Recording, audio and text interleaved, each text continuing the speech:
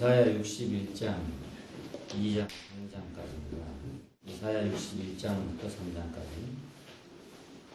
주 여호와의 신이 내게 임하셨으니 이는 여호와께서 내게 기름을 부으사 가난한 자에게 아름다운 소식을 전하게 하려 하십니다.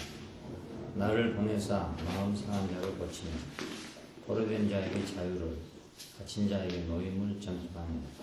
여호와의 은혜의 해와 우리 하나님의 신원의 날을 전파하여 모든 슬픈 자를 위로하되 무릇 시온에서 슬퍼하는 자에게 화관을 주어 그 죄를 대신하며 희락의 기름으로 그 슬픔을 대신하며 찬송의 옷으로 그 근심을 대신하시고 그들로 의의 나무 여호와의 심으신 바 그 영광을 나타내자 일컬음을 얻게 하려 하십니다. 여기까지만.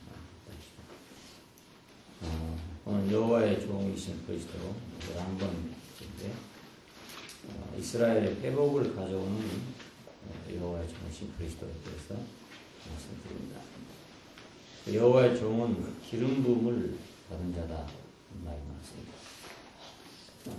내게 영이 임했다 그 말은 기름 부음 받았다 그런 뜻입니다. 기름 부음이라는 것은 이제 위임을 뜻하는 것입니다. 무슨 일을 맡길 때 우리가 위임을 하죠. 그 위임을 하나님의 위임을 맡길 때 그때 기름을 부었어요. 그래서 왕에게와 제사장에게 기름을 부었는데 왕에게는 하나님의 권위를 대행하게 하기 위해서 위임을 했고 그 다음에 제사장에게는 그 사람을 중보하게 하기 위한 그 직임을 맡기기 위해서 위임을 했습니다. 이 두 사람에게 위임을 했는데 이 위임한 것이 기름 부음이라는 뜻이고 이 기름 부음이라는 말의 그 히라보 말이 그리스도라는 뜻입니다. 그리스도라는 말은 기름 부음 받은 자다 이런 뜻입니다. 하나님의 종은 여호와의 기름 부음을 받은 자다. 그러니까 자기가 스스로 하는 게 아니고 어떤 임명을 받은 자여야 되죠. 우리나라에서 대사를 파견한다. 이 말은 결국 임명해서 위임한다는 뜻이 대통령의 어떤 권위를 위임해가지고 그 사람이 어떤 결정을 내리고 협상을 하도록 위임하는 것이죠. 일종의 이제 기름 부음이죠. 왜 기름 부음이라는 말씀이 신성한 위임이기 때문에 그래서 기름 부음이라고 합니다. 이 기름과 영은 서로 이제 같은 의미예요. 그래서 여호와의 영이 임했다 이 말은 곧 기름 부었다 이런 뜻이 됩니다. 우리 조상 아담은 동산지기로 기름 부음을 받았습니다. 이 동산은 하나님과 사람이 함께하는 동산. 그러니까 하나님과 함께 살기 위해서는 그 아담이 이 동산을 지켜야 된다는 뜻입니다. 이 동산을 지키지 않으면 하나님과 사람은 함께 살 수 없는 거예요. 그래서 아담이 이 동산을 지키지 못했기 때문에 지금 하나님과 사람은 따로따로 살게 됐습니다. 하나님은 하늘에 계시고 사람은 세상에 있고 이렇게 갈라지게 됐습니다. 왜냐하면 동산을 지킬 사람이 없기 때문에 이런 거죠. 그러니까 아담에게 위임된 이 동산지기야말로 인생의 본분입니다. 근원적으로 올라가면 우리는 무엇을 위해서 위임을 받았고 무엇을 위임받았는가? 그것은 하나님의 동산을 지키기 위해서 받았어요. 우리가 하나님의 동산을 지킬 자죠. 우리가 아니면 하나님의 동산을 지키지 못한다는 뜻입니다. 하나님과 사람이 함께 있는 것은 우리 책임이라는 뜻입니다. 우리가 어떻게 하면 하나님과 우리가 함께 있을 수가 있고 그렇지 않으면 하나님과 우리가 함께 살 수가 없다는 말이거든요. 그런데 이 직임을 상실했기 때문에 사람은 결국 땅에서 유리하는 자가 됐다. 이 말은 결국 위임이 없는 자가 됐다 이런 뜻입니다. 하나님이 신성한 위임을 잃어버렸다. 신성한 위임을 잃어버렸으니까 이제 헛된 위임만 받고 있는 거죠. 헛된 일을 하고 있는 것이죠. 노아는 이제 방주를 예비하도록 그 위임을 받았죠. 이것은 그의 8 식구와 그리고 기식 있는 모든 생명을 보존하게 하기 위해서 그래서 이런 위임을 받게 됐어요. 노아가 만약 방주를 예비하지 않았더라면 그 8 식구는 물론이고 모든 생물의 생명이 보존되지 못했겠죠. 그러니까 방주를 예비했기 때문에 이것이 보존이 됐어요. 이 방주는 결국 구원의 방주였습니다. 그리고 이 방주의 영적인 의미는 바로 그리스도고 또 성막입니다. 성막 안에 지성소 안에 있는 성막의 중심인 법궤는 바로 이 방주의 축소판입니다. 그러니까 방주가 있음으로써 구원이 된 것처럼 그 법궤가 있음으로써 사람이 구원이 되는 겁니다. 신약에 오면 이 예수 그리스도가 이 법궤가 되는 것입니다. 그래서 말씀이 육신이 되어 우리 가운데 장막을 씌웠다. 이렇게 말하고 있어요. 예수 그리스도는 곧 우리의 방주죠. 모든 생명의 방주고 모든 인간의 방주고 그렇습니다. 그 다음에 아브라함에게는 뭘 의미하냐? 복의 근원이 될 것이다. 너를 축복하는 자를 축복하고 너를 저주하는 자를 저주할 것이다. 그러니까 아브라함을 인해서 복을 받기도 하고 아브라함을 인해서 저주받기도 한다. 이런 뜻이니까 이 복의 근원이 되는 사람이죠. 복을 지킬 자다. 이런 뜻입니다. 모든 족속이 너를 인하여 복을 받을 것이다. 너를 축복하는 자에게는 내가 축복하고 너를 저주하는 자에게는 내가 저주할 것이다. 그래서 아브라함은 축복의 근원입니다. 그러니까 누구든지 하나님의 축복 안에 있을 사람은 아브라함 안에 있어야 된다는 뜻입니다. 아브라함의 믿음 안에 있어야 된다. 그가 본토와 친척과 아비 집을 떠나서 내가 너에게 지시할 곳으로 가라 하는 말씀을 믿고 갈대아 우르로 나오는 사람이죠. 갈대아 우르는 결국 바벨론이 할 수 있어요. 모든 사람이 높아지고 위대해지고 그래서 하나님처럼 되기 위해서 바벨탑을 쌓고 있을 때 그때 아브라함을 불렀습니다. 그러니까 복을 받을 사람, 하나님의 복을 받을 사람은 바벨론에서 떠나야 되죠. 바벨론에 있으면서 하나님의 복을 받는 것은 불가능합니다. 예수님을 신앙하던 마귀는 예수님을 산에 올려놓고 하는 말이 천하만국의 영광을 봐라. 네가 내게 절하면 내가 이걸 내게 주리라. 이렇게 말했어요. 그러니까 천하만국의 영광은 하나님이 가지고 있는 것이 아니고 사탄이 가지고 있는 거기 때문에 사탄의 원리를 따라야 천하만국의 영광을 가질 수 있지 하나님의 원리를 따라가지고서는 천하만국의 영광을 가질 수가 없어요. 사탄의 영광, 사탄의 원리 안에서만 그게 가능한 것입니다.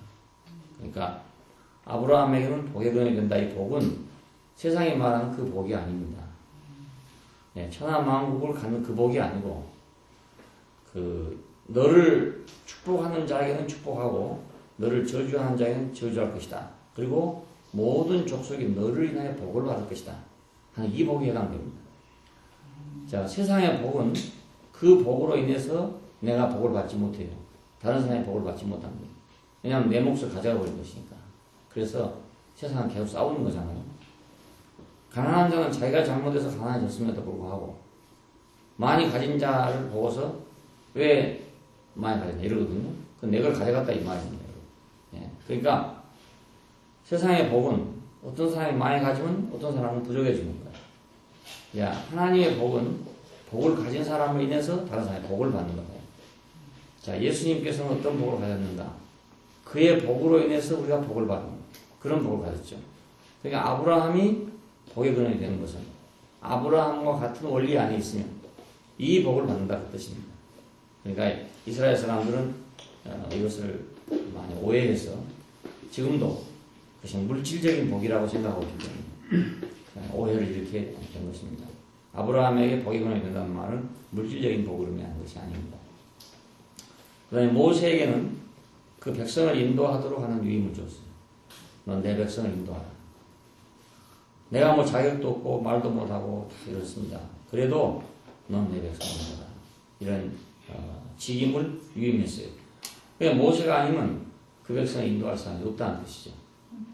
모세가 이 유임을 거절하면 이스라엘은 망하는 것입니다.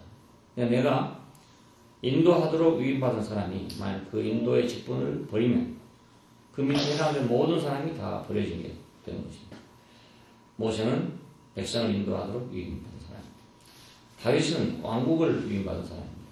그래서 그 왕국이 영원하려면 다윗의 위치에 있어야 왕국이 영원하다. 다윗에게 하나님이 그렇게 약속을 했어요. 내 홀이 영원토록 끊이지 않게 하겠다. 그랬습니다. 그런데 그 후손들이 결국 잘못함을 해가지고 그 홀이 끊어져 버리고 말았어요. 그럼 다윗에게 약속한 약속이 잘못된 것이냐? 그것이 아니고 그 백성이 그 위임을 지키지 못했기 때문에 그 왕들이 그 위임을 지키지 못했기 때문에 그 왕권을 끊어져 버리고 말았죠. 자, 여호와의 종에게는 이스라엘을 회복하게 하는 위임을 줬다. 그것입니다. 그 백성을 회복하게 하는 위임을 줬다. 그래서 가난한 자에게는 아름다운 소식을, 마음 상한 자에게는 을 고치고, 포로된 자에게 자유를, 갇힌 자에게 노임을, 여호와의 은혜의 해를 전파하고 하나님의 신원의 날을 전파하게 한다.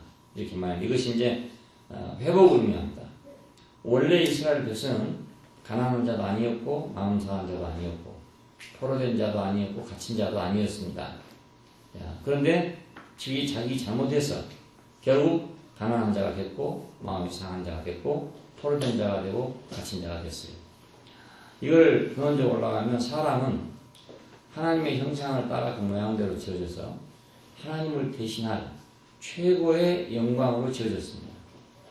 그런데 사람이 그 지위를 버렸기 때문에 인생의 모든 불안과 고통이 왔어요. 그러니까 이 인생을 회복하는 것은 원 상태로 되돌아가는 것이죠.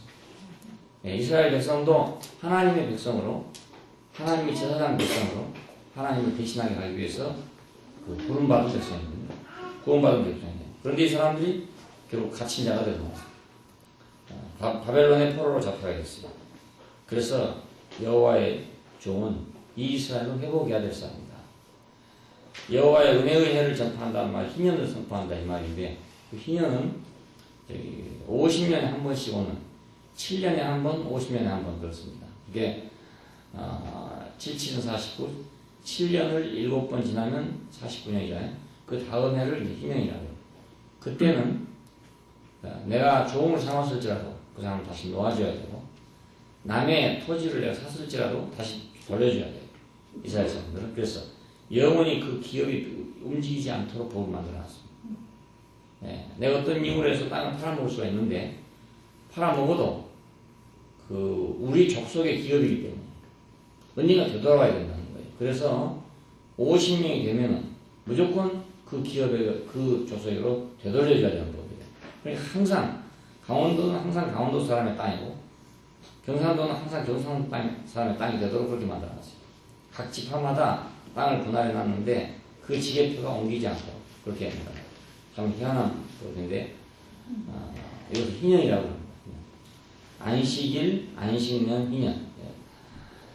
일주일에 한 번, 7일, 제7일이 안식일. 7년이 이제 안식년. 그 다음에 50년째 되는 해, 그것이 희년이 그렇습니다. 희년은 모든 것이 다 원점으로 돌아갑니다. 하나님의 신원의 날을 전파한다. 그러니까 그 원수 갚는, 신원이라는 말은 원수 갚는 날인데, 원수 갚는 날을 전파한다. 그러면 그 백성을 괴롭게 하는 모든 원수들을 보호하는 날이 될 것이다. 여호와의 종은 바로 이런 직무를 갖고 있어요.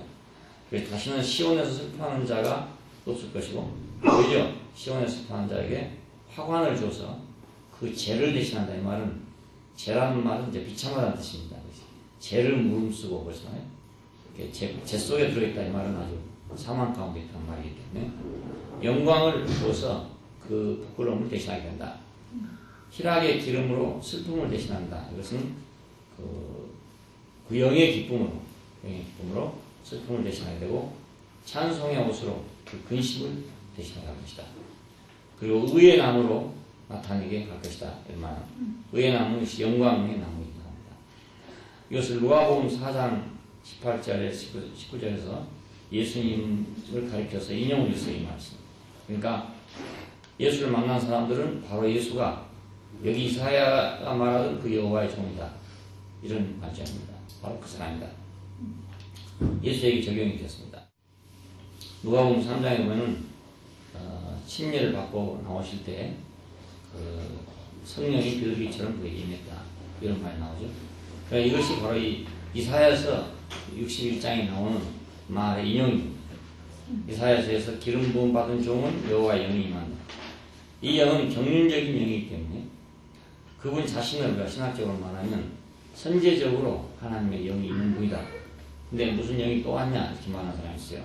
이것은 경륜적인 영, 어떤 임무를 집행하기 위한 그런 영이거든요. 자, 이래서 이것 때문에 이제 두 파로 갈라져가지고 한쪽에서는 예수님은 원래부터 성령으로 잉태한 분이니까 원래부터 성령이 있다. 어떤 사람은 봐라 이 성령이 따로 임하지 않았냐.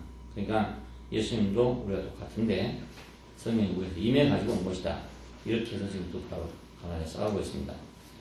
이 두 번째 영은 경륜적인 영입니다. 일을 위한 영이다. 그 말입니다. 사도행전에서 우리가 그 사도들에게 임했던 영도 역시 마찬가지로 경륜적인 영입니다. 어떤 임무를 위해서. 여호와의 종의 사역을 예수님 자신이 인용을 했어요. 자기와 동일시했습니다. 그러니까 이사야서 61장에 있는 이 말씀을 예수님 자신이 누가복음 4장에서 인용하기를 가난한 자에게 복음을, 포로된 자에게 자유를, 눈먼 자에게 다시 회함을, 주의 은혜의 해를 전파하게 하려고 나를 불렀다. 이렇게 예수님 자기 자신에게 인용했습니다. 자, 이 유인받은 종, 하나님의 영이 임한 이 종은 이스라엘을 회복하기 위한 것이었습니다.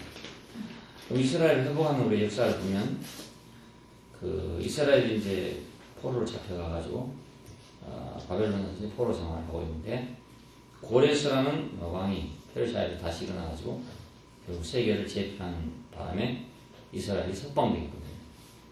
그래서 고레스를 여호와의 종이라고 이렇게 부르게 됐어요. 백성을 귀환시켰죠. 그리고 이제 성전의 기물들을 돌려보냈습니다. 그리고 성전을 재건하게 하고 성을 재건하도록 그렇게 칙령을 내려가지고 하는데 이것이 이스라엘이 회복된 하나의 역사입니다. 백성이 제자를 돌아왔다. 자기 땅으로 돌아왔다. 그리고 성전의 기물들을 돌려줬다. 이 말은 그 여호와 경배를 돌려줬다 이 뜻입니다. 그러니까 성전의 모든 기물들은 하나님을 경배하고 봉사하기 위해서 있는 것들입니다. 이것을 지금 말한다면 하나님 섬기는 방법이라고 할 수 있습니다. 어떤 방법을 하나님 섬길 것이냐 하면 제단이라는 방식으로, 물두멍이라는 방식으로, 그리고 떡상이라는 방식으로, 등대라는 방식으로 여호와를 섬긴다는 뜻입니다. 그러니까 이 방법을 뺏겨버린 것입니다. 이 방법을 뺏겼으니까 바벨론에 간 이스라엘 사람들은 여호와를 섬길 방법을 뺏겨버렸어요. 그래서 우상을 섬기고 말았습니다. 우리가 하나님을 섬기는 방법하고 하나님 섬기는 일하고는 분리될 수가 없어요. 어떤 방법으로 경배하느냐 하는 것은 이제 이것이 이교에 속하느냐, 이방 종교에 속하느냐, 우상에 속하느냐, 아니면 여호와께 속하느냐 하는 문제가 되는데 지금 이걸 다시 정치적으로 하면 십자가라는 방법으로 하나님을 섬기지 않는 것은 전부 다 우상 숭배에 빠진다. 이렇게 결론 지을 수가 있습니다. 캐톨릭 역사와 개신교 역사를 통해서 사람들은 많은 경배의 방법을 개발해냈어요. 이렇게 미사를 드리고 저렇게 예배를 드리고 이렇게 하나님을 봉사하고 저렇게 하나님을 봉사한다.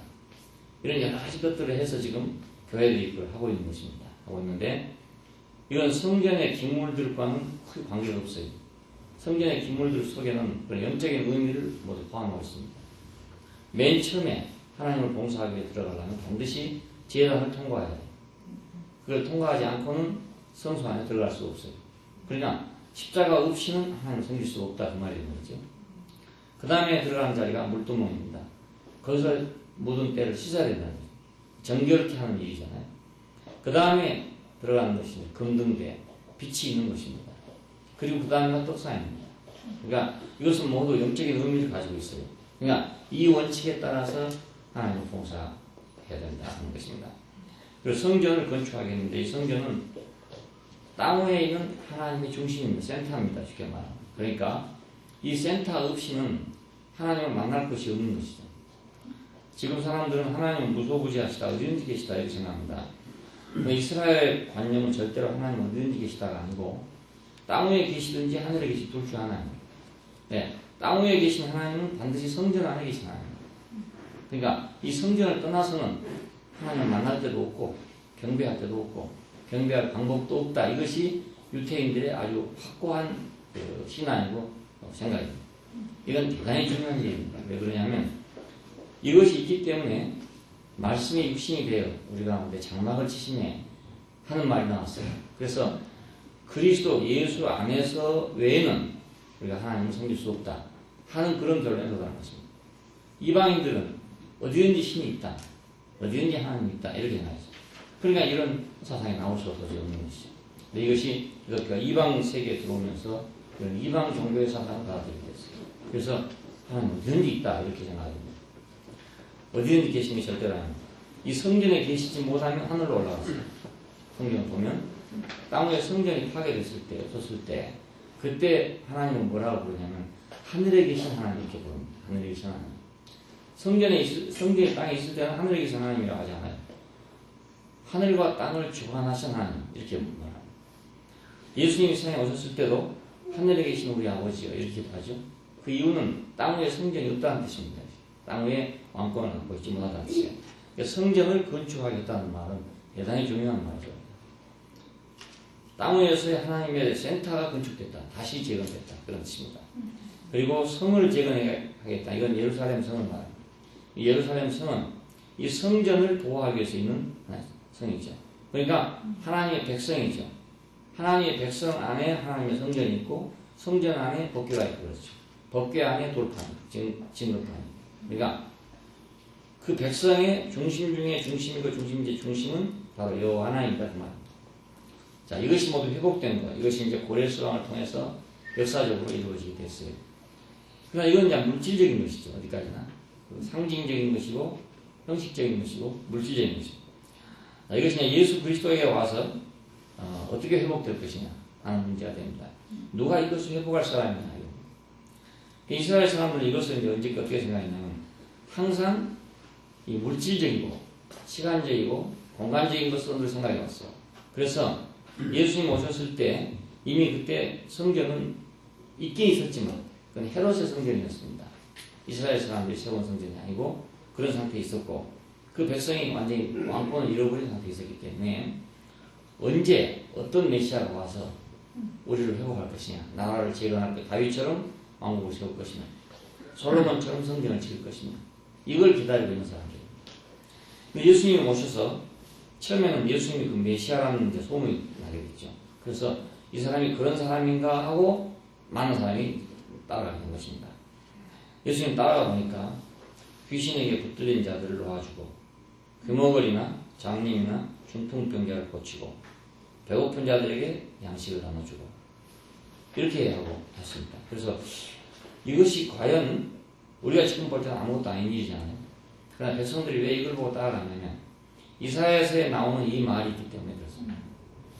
여호와의 기름 부음 받은 종은 가난한 자에게 아름다운 소식을 전하고 마음 상한 자를 고치며 포로된 자에게 자유를, 갇힌 자에게 노임을 전파하고 여호와의 은혜의 대를 전파한다. 이렇게 되기 때문에 이 사람이 귀신 들린 자들을 놓아준 걸 보니까 규모걸이나 장님이나 중풍병자를 고쳐준 걸 보니까 배고픈 자들에게 양식을 나눠준 걸 보니까 이 사람이 메시아가 아닌가 이런 생각을 하게 된 것입니다.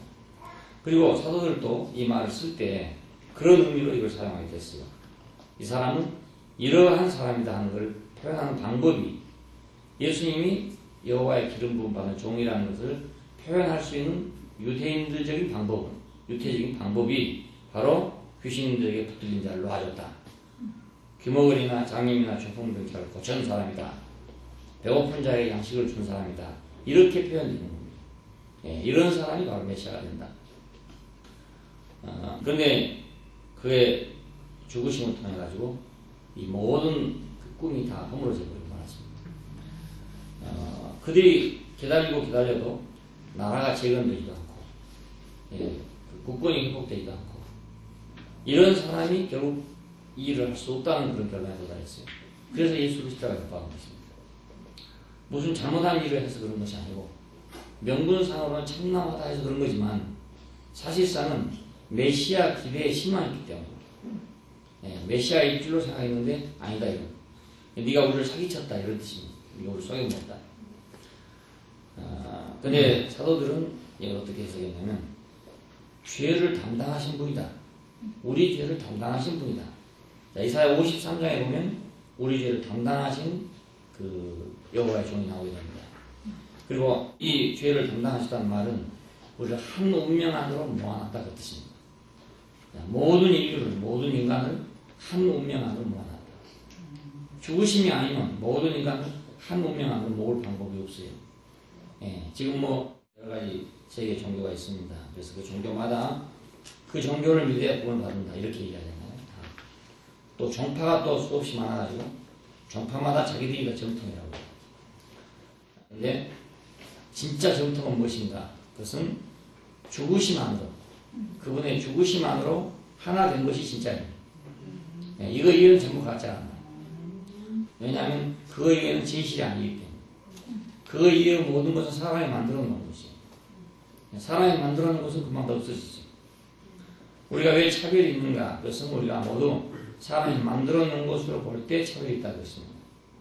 어떤 사람은 공부를 잘하고 어떤 사람은 못하고, 어떤 사람은 공부를 많이 했고 어떤 사람은 못했고, 이런 차이는 모두 우리가 만든 것이죠. 그러니까 어떤 사람은 노력을 해서 돈을 많이 벌고 어떤 사람은 게을러서 못 벌고, 이건 전부 다 사람이 만든 거잖아요. 원래 있던 게 아니고 원래 그렇게 타고난 게 아니잖아요. 그러니까 이 모든 것을 가지고는 우리가 사람이 하나 될 수가 도저히 없어요.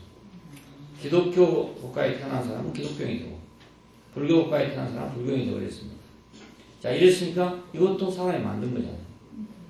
세상에 어떤 것도 보면 사람이 만들지 않은 것이 아무것도 없어요. 예. 그러니까 사람이 만든 걸로 인해서 각기 나라가 갈라지고 언어가 갈라지고 풍습이 갈라지고 모든 것 다 갈라졌습니다. 이게 하나님, 사람이 만든 것을 제하고 나야 그래야 우리가 하나가 될 수 있습니다. 그렇다고 해서 우리가 지금 가지고 있는 현실을 버리라 이 말이 아닙니다. 그 말이 아니고 우리의 원주소, 우리의 본질, 우리의 진실은 어디 있는가? 그것은 우리로 인해서 만들어진 것에 있는 것이 아니다 이겁니다. 네. 그러니까 차별을 없앤다는 말이 아니라 이 말은 죽음을 통해서 우리의 진실을 보여준 것이죠.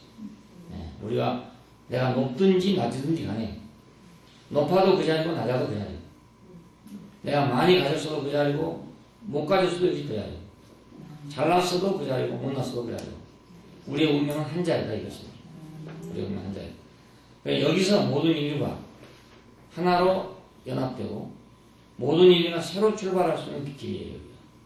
여기서 출발해야 새 것이 되는 거예요. 여기서 출발하지 않는 것은 기독교 안에서 기독교적으로 새로워지고 불교 안에서 불교적으로 새로워지고 장로교 안에서 장로교적으로 새로워지고 천주교 안에서 천주교로 새로워진 것이 전혀 아니죠. 예. 모든 것이 끝나고 다시 시작한 것이 새로워진 거 아닙니까?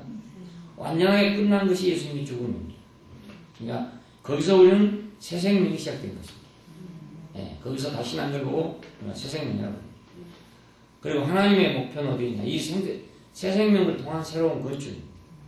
다르게 말하면 새로 태어난 사람으로 이루어지는 새로운 세계라 그 말이죠. 예.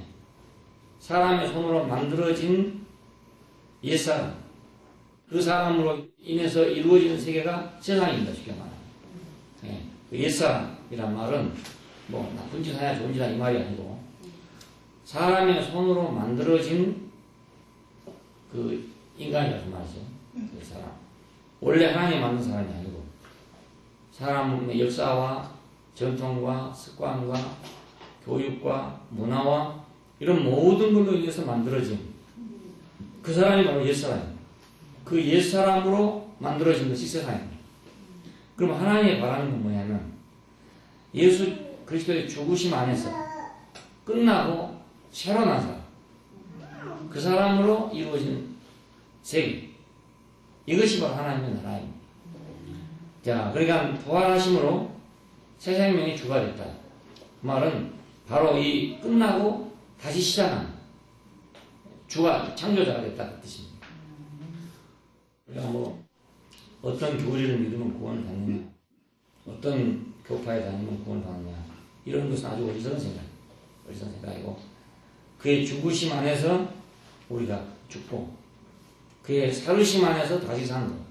이것이 새 생명이고 이것이 거듭난 것입니다. 거듭난 것. 니고데모에게 사람이 거듭나지 않으면 하나님 나라에 들어갈 수 없다. 볼 수 없다. 이런 말을 했어요.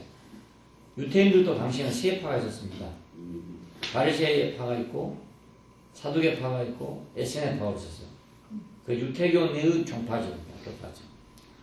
근데 예수님께서 너는 무슨 파에 속했냐고 물어보지 않았어요. 사두개파입니까? 에세네파입니까? 이게 물어보지 않고 사람이 거듭나지 않으면 하나님 나라에 들어갈 수 없다. 이렇게 말씀하셨잖아요. 그러니까 이 거듭나는 것이 바로 새 생명을 얘기합니다. 새 생명과 새 원칙. 예, 이것이 하나님의 이제 영원한 목표고 계획입니다. 그런데 이스라엘은 이제 61장 4절 이하에서 나온 대로 이스라엘이 가지고 있는 꿈과 소망이 있어요. 이 말씀은 그냥 문자적으로 받아들이면 그렇게 될 수밖에 없는 그런 말. 황폐한 성읍을 다시 쌓을 것이다. 이것은 이제 예루살렘이 재건될 것이다 이 말이고, 이방인은 종이 될 것이다. 농사지는 농부가 될 것이고 양치는 목동이 될 것이고 그렇다는 거예요. 그 다음에 이스라엘은 여호와의 제사장 백성이 될 것이다. 열방이 재물을 가지고 이스라엘로 돌아오게 될 것이고 이스라엘은 그것을 먹고 자랑할 것이다. 자, 수치와 능력 대신에 배나 봉기를 받을 것이다. 여호와가 영영한 언약을 세울 것이고 여호와를 인하여 크게 기뻐할 것이다. 뭐 이렇게 되어 있어요. 자, 이런 그 기대와 소망을 유태인들이 가지고 있는 것입니다. 지금도 역시 그 기대를 가지고 있습니다. 이것이 그들로 하여금 흩어지지 않게 했던 원인이 될 수 있어요. 이런 엄청난 소망을 갖고 있기 때문에 유태인들은 어디 가도 흩어지지 않고 결국 이 소망 안에서 집결될 수 있다고 볼 수 있는 거죠. 그러니까 세상적으로 본다면 굉장히 중요한 문제입니다. 박정희 대통령 때 우리나라에서 6.1 전쟁이 일어나서 이스라엘이 이기는 걸 보고 사람들을 파견해가지고 이스라엘 연구하게 했습니다. 그 결과로 정군 신자 운동이라는 게 생긴 것입니다. 신앙의 힘이 이렇게 무섭구나.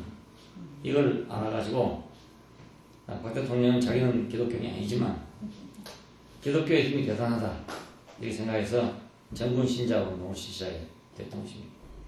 그냥 물질적으로 보고 역사적으로 보면 딱 그렇게 보여지는 말이 되는 거죠. 그렇게 인용될 수가 있는 거죠. 자, 근데 이것이 역사적으로 이루어졌냐? 아직 이루어지지 않았습니다. 예. 황폐한 성읍이 재건되면 1945년에 이스라엘 사람들이 이제 팔레스타인으로 돌아갔을 때 사람들은 이것이 바로 이 약속의 성취다 이렇게 봤어요. 예. 그러나 그것이 온전한 것이 되지 못한 것은 지금 그 땅은 계속 전쟁을 하고 있습니다. 이방인이 와가지고 섬길 것이다. 목장을 관리해 줄 것이고 농사를 지혜 줄 것이다. 종이 될 것이다. 이런 꿈을 가지고 있으니까 이 사람들의 우월감이라는 게 대단한 것입니다. 전 세계 모든 민족이 자기들 앞에 와서 굴복하게 될 것이고 자기들을 섬길 거라 이런 사상을 뿌리 깊게 가지고 있어요. 이 성경 말씀을 의지해가지고. 이것은 역사적으로 아직 이루어지지 않았습니다. 구원의 옷으로 입고 의의 겉옷으로 더해질 것입니다. 보물로 단장할 것이고 의와 찬송을 열방 앞에서 다하게 할 것이다. 시온의 공허가 빛같이 예루살렘의 공의가 횃불같이 나타날 것이고 여호와의 입으로 정하실 새 이름으로 너희가 일컬어질 것이고 여호와의 면류관이 되고 왕관이 될 것이다. 이렇게 됐습니다. 이렇게 기대하던 사람들에게 예수라는 사람이 온 것입니다. 그러니까 믿어지겠습니까? 왜 예수를 안 믿었을까? 왜 예수를 죽이기까지 했을까? 그 이유는 이런 일이 없었으면은 그 예수님이 하신 일만 보더라도 야, 참 대단한 사람이다 이렇게 생각할 수 있잖아요. 그리고 참 우리의 지도자가 되게 적당하다 이렇게 생각할 수 있었는데 이스라엘은 왜 예수를 그렇게 미워했는가? 유태인을 왜 미워하고 결국 죽일 수밖에 없었는가? 그건 이렇게 엄청난 소망을 갖고 있기 때문입니다. 기대가 크면 신망이 크다고 그러잖아요. 그러니까 메시아는 이런 일을 하러 온 사람이다 이렇게 하세요. 근데 예수님을 보니까 너무 형편없다 이거. 이가 도저히 상종할 수 없는 그런 사람인 거예요. 그래서 얘네 우리 사기쳤구나. 그래서 분노가 우리 조롱했다 이거죠. 그렇지 않겠어요? 옥에 갇혀있는 사람한테 살려주겠다고 온 사람이 잔뜩 기대를 가지고 그 사람이 오면 내가 풀려나겠지 하고 기다리고 있는데 거지 같은 애가 나와가지고 빵 하나 넣어주고 가면 그 빵을 받아먹고 싶겠어요? 때려 죽이고 싶지 않겠어요?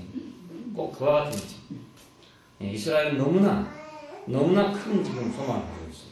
근데 그걸 이루어지지 않기 때문에 예수를 저주하게 된 것입니다. 여호와의 종의 사역은 그러니까 아직도 미완성이라고 할 수 있죠. 말씀할 수 있는데 고레스는 이스라엘 사람을 석방했습니다. 그래서 여호와의 종이라는 말을 들을만 해요. 주 예수님은 이스라엘 사람들에게 현실적으로, 역사적으로, 정치적으로 뭘 해준 것이 아무도 없습니다. 그런데 왜 그리스도라고 주님이 하냐? 그것은 그가 죽고 다시 산 생명을 우리에게 가져왔기 때문에 그렇습니다. 그러니까 예수님에게서 죽고 다시 산 이 생명만을 기대한다면 그는 분명히 메시아고 그 이외에 다른 걸 기대한다면 분명히 사기꾼이고 그렇습니다. 네, 안 그렇습니까? 네. 우리 생명의 구원자, 우리 인생을 제자리로 돌려준 사람, 나를 진실함으로 돌려준 사람이라고 생각하면 그는 우리의 구세주가 되지만 그가 뭐 황폐한 성읍을 다시 쌓아주고 이방인들을 잡아다 종로를 시키고 이렇게 생각하면 예수는 사기꾼이 되는 거죠. 예, 그렇습니다. 오늘날 사람들이 얼마나 예수를 잘못 믿고 있느냐 하는 걸 보면 오늘날 많은 사람들이 예수를 이렇게 믿고 있는 거예요. 이스라엘 사람들이 생각하는 것처럼 그런 예수라고 생각하고 믿고 있는 거예요. 그러니 만일에 그 예수님이 다시 오시면 어떤 일이 벌어지겠나요? 그때는 겨우 유태인들만 예수를 미워하고 죽였지만 이제는 10억의 그리스도인들입니다. 그 중에 물론 아닌 사람도 있겠지만 그 사람들이 다 날아들어가서 예수를 죽이자 할 거 아니겠어요.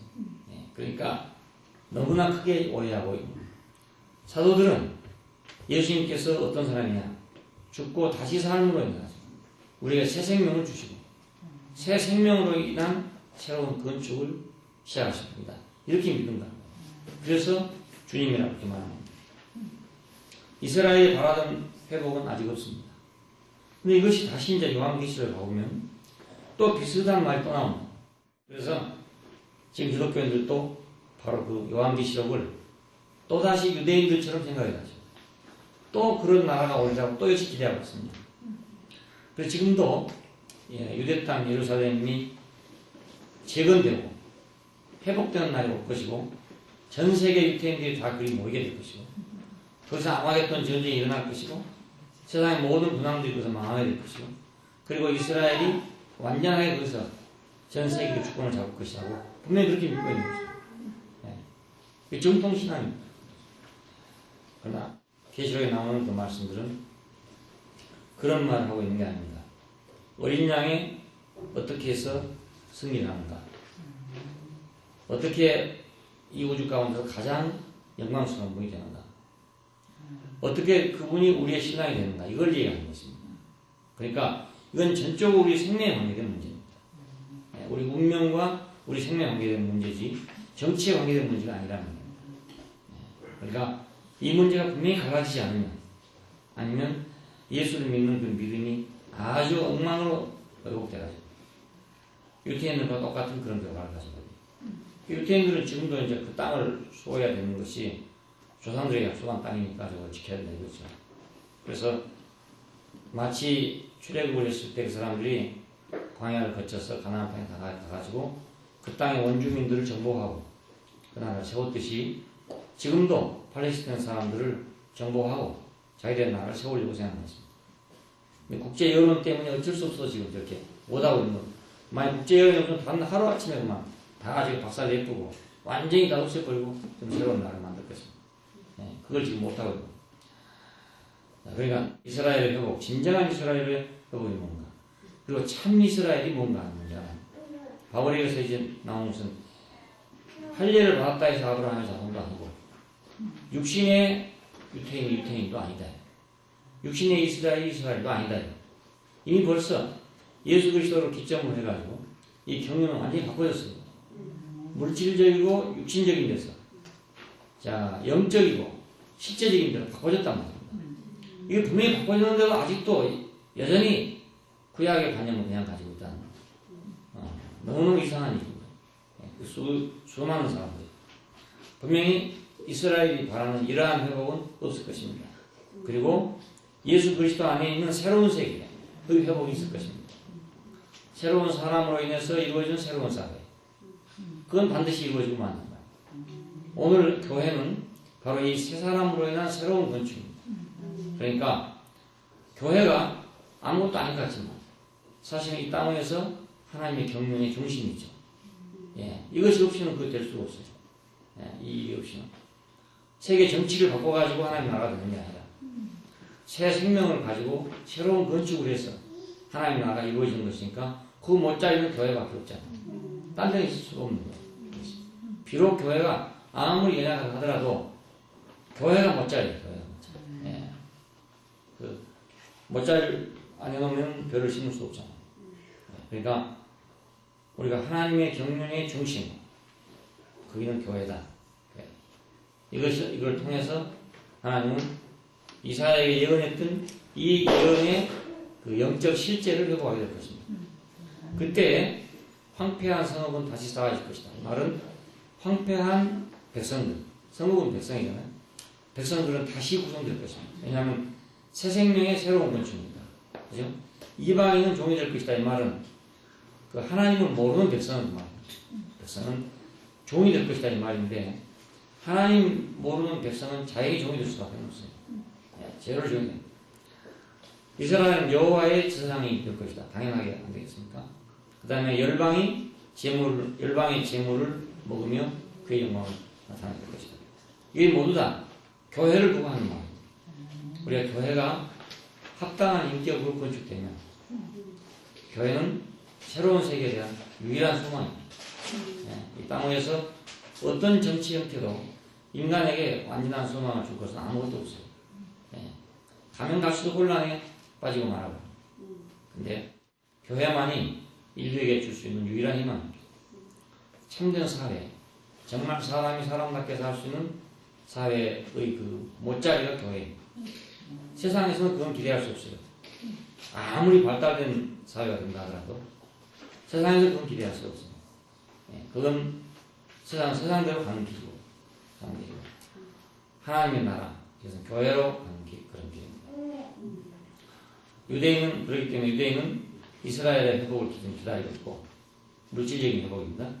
교회는 뭐냐? 새 예루살렘을 지금 기다리고 있는 거예요. 새 예루살렘. 이 새 예루살렘은 완전한 회복의 계시입니다. 어떻게 이 사회가, 이 세상이 회복될 것인가? 새 예루살렘으로 회복될 것이다. 새 예루살렘은 어떻게 구성되는가? 금과 진주와 보석으로 만들어집니다. 이것은 모두 인격거든요. 금과 진주와 보석은 좀 인격거든요. 그러니까 신선한 생명, 자 승리하는 생명, 자 연단돼서 영광으로 빛나는 생명. 이것이 한 사회를 이루게 된다 그런 것입니다.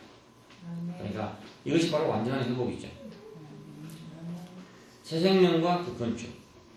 자 이것이 예수님의 재림과 맞물려 있는 것입니다. 예수님이 다시 온다 지금 하고서 기다리고 있는데 이것은 물질적인 재림으로 사람들이 생각하고 있어요. 그러니까 유태인들의 생각하고 똑같은 생각을 하고 있는 거죠. 그래서 하늘을 쳐다보고 있다가 비행기가 내려오듯이 예수라는 사람이 내려올 것이다. 이런 상상을 하고 있는 것입니다. 예수님이 다시 오시면 새 생명의 건축과 관계되는 것입니다. 이 새 생명의 건축과 동시에 건축과 함께 예수님은 지금도 오고 계신 것입니다. 새로운 세계, 그 세계는 지금도 오고 있어요. 그러니까 오고 있는 중이니까 아직 완성은 아니지만 지금 오고 있는 중이란 말이에요. 하나님은 지금 우리에게 오고 계신 중입니다. 예수님은 지금도 우리에게 오고 계신 중입니다.